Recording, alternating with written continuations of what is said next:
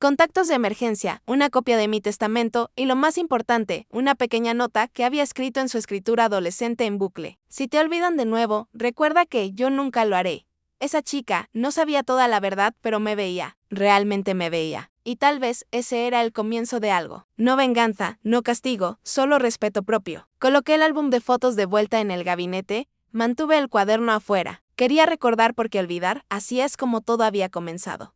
Su mensaje llegó a las 10:42 esa noche, justo cuando me estaba cepillando los dientes. Feliz cumpleaños, abuela. ¿Al menos trajeron pastel? Miré la pantalla por un largo momento, cepillo de dientes todavía en la mano. La pregunta no era sarcástica, no era burlona. Era el tipo de pregunta que haces cuando genuinamente esperas que la respuesta sea mejor de lo que temes. Enjuagué mi boca, caminé descalza a la cocina y me senté antes de responder. Sí, pastel de tienda de comestibles, seco y demasiado dulce. Pero lo trajeron. Un segundo después, ya me lo imaginaba. Apuesto a que olvidaron las velas. Olvidaron más que eso, escribí, luego lo borré, luego escribí de nuevo. Recordaron mi cumpleaños por primera vez en 10 años, pero no para celebrar. Querían dinero, la burbuja de escritura parpadeó, luego se detuvo, luego parpadeó de nuevo. ¿Hablas en serio? Hablo en serio. Hubo una larga pausa esta vez. Imaginé a Lucía acostada en su cama, teléfono en mano, probablemente bajo las cobijas, probablemente tratando de no dejar que su mamá la escuchara escribir. Carmen siempre había sido estricta con el tiempo de pantalla, incluso si nunca notaba cuando Lucía desaparecía en sí misma. ¿Qué dijiste? Dije que necesitaba tiempo para pensar. ¿Quieres mi opinión? Sonreí. Siempre preguntaba, siempre ofrecía, nunca presionaba. Adelante. No les des ni un centavo. Ni uno. Sé que no es mi lugar, pero no lo merecen. Eso me atrapó. La franqueza de eso, la claridad. A los 17, yo había tenido miedo de todo. Lucía, sin embargo, Lucía tenía columna vertebral. Esa es una declaración fuerte, escribí. Su respuesta llegó casi de inmediato. Los he estado observando durante años. Solo recuerdan a las personas cuando es útil. No estás loca, abuela, solo eres amable. Me senté allí en la cocina, tenía el zumbido del refrigerador llenando el silencio. Sus palabras se sentaron pesadas en mi regazo. No loca, solo amable. ¿Era eso? Todos estos años pensé que tal vez había exagerado. Tal vez esperaba demasiado. Pero Lucía, que los veía diariamente, estaba confirmando lo que nunca me había atrevido a decir en voz alta. Gracias, cariño, escribí. Eso significa más de lo que puedo decir.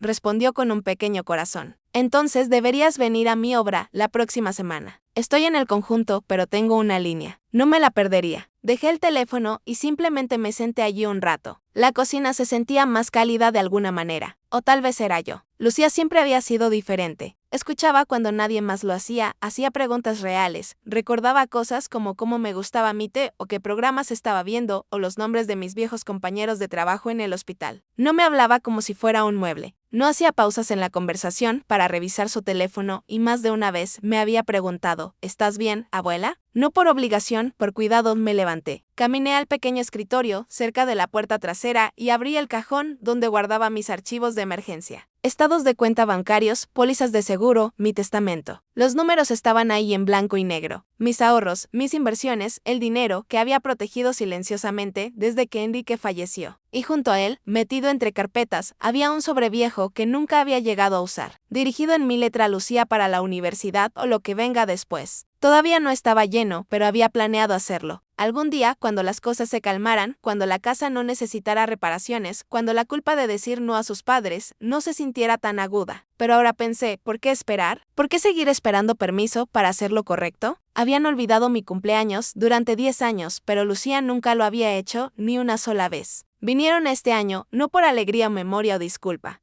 sino por acceso. Y ella vino con un mensaje. Solo una línea, solo una pregunta. Pero significó más que cada pastel que alguna vez habían dejado de traer. Saqué una hoja fresca de papel y comencé a escribir. Estimado señor Navarro, escribí a mi asesor financiero. Me gustaría programar una reunión esta semana para discutir la creación de una cuenta de fideicomiso para mi nieta, Lucía Alejandra Mendoza. Hice una pausa, sonreí, luego seguí escribiendo. Para cuando terminé, era pasada la medianoche. Mi cumpleaños había ido y venido. Pero se sentía como si otra cosa hubiera llegado. No celebración, sino claridad. La mujer en el banco me saludó como siempre lo hacía, con una sonrisa demasiado brillante para las 8 de la mañana y una etiqueta con el nombre que decía Patricia.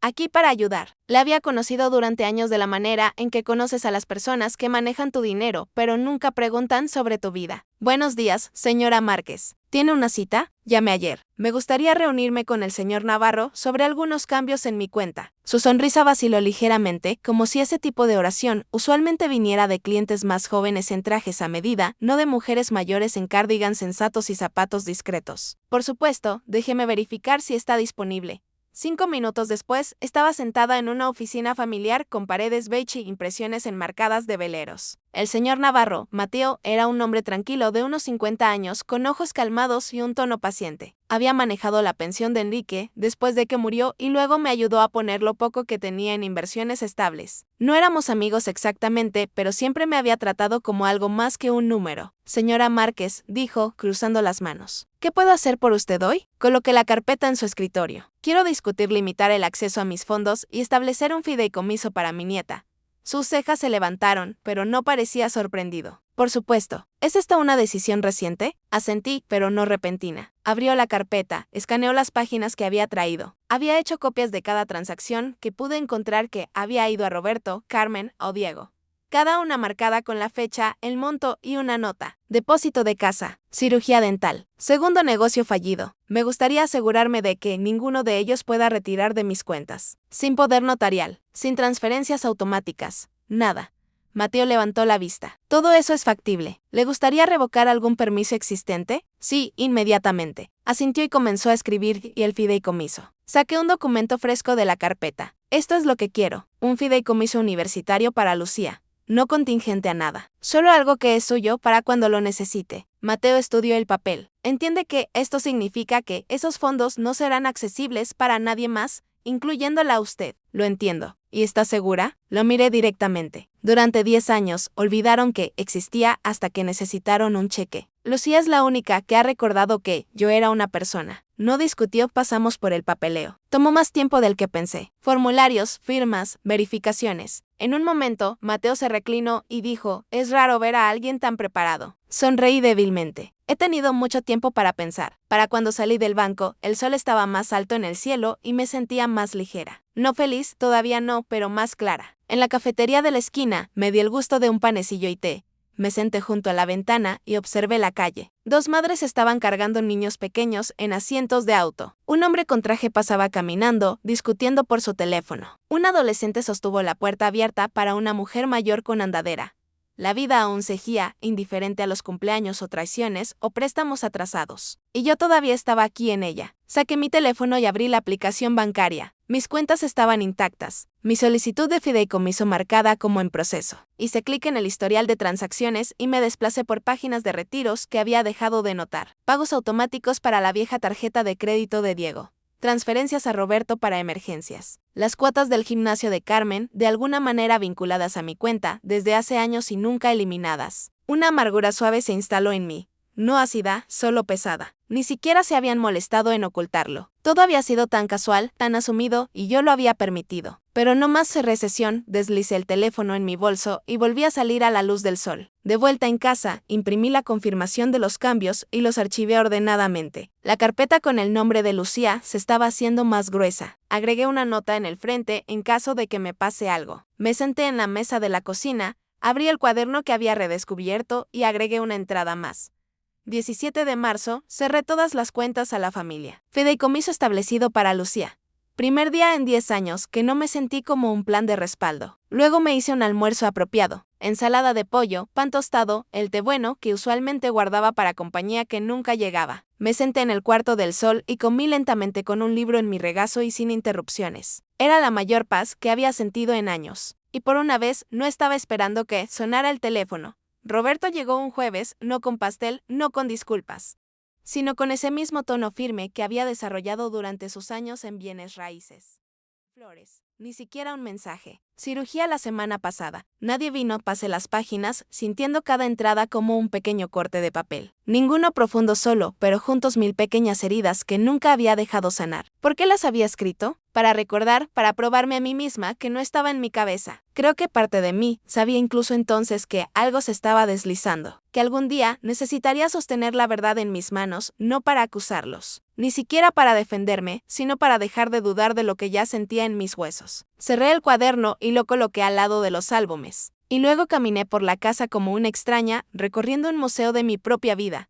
El diploma enmarcado de la escuela de enfermería todavía colgaba torcido en el pasillo. La taza de cerámica que Diego hizo en tercer grado todavía sostenía mis pinceles. En la habitación de invitados, una vez de Carmen, encontré la vieja tabla de crecimiento dibujada a lápiz en la pared del armario. Pequeñas líneas marcaban cada cumpleaños. 6 años, pastel y globos. 7 años, se rompió el brazo, pero aún sonrió. 8 años, Carmen dijo que yo era su mejor amiga. Esa pared no se había actualizado en más de 20 años. Me senté en el borde de la cama y miré alrededor. Los muebles habían envejecido conmigo. Las paredes necesitaban pintura. Las cortinas eran demasiado delgadas para el invierno. Pero esta casa, era mía. No porque la compré, no porque mantuve el techo reparado y la plomería funcionando, sino porque la llené de calidez, de historia, de amor que ya no recordaban, pero que nunca había dejado de ofrecer y sin embargo, durante 10 años, en el único día que marcaba mi existencia misma, me habían olvidado, no una vez, no por accidente, sino año tras año. Deliberadamente o descuidadamente, en algún momento, la diferencia dejó de importar. Este año recordaron, pero no porque me extrañaran, porque necesitaban algo y yo había dejado que eso fuera suficiente una y otra vez. Me levanté y caminé a mi escritorio. En el cajón inferior estaba la carpeta que Lucía hizo para mí la Navidad pasada. La había llamado Cosas Importantes de la Abuela en marcador morado brillante. Adentro estaban las contraseñas que siempre olvidaba.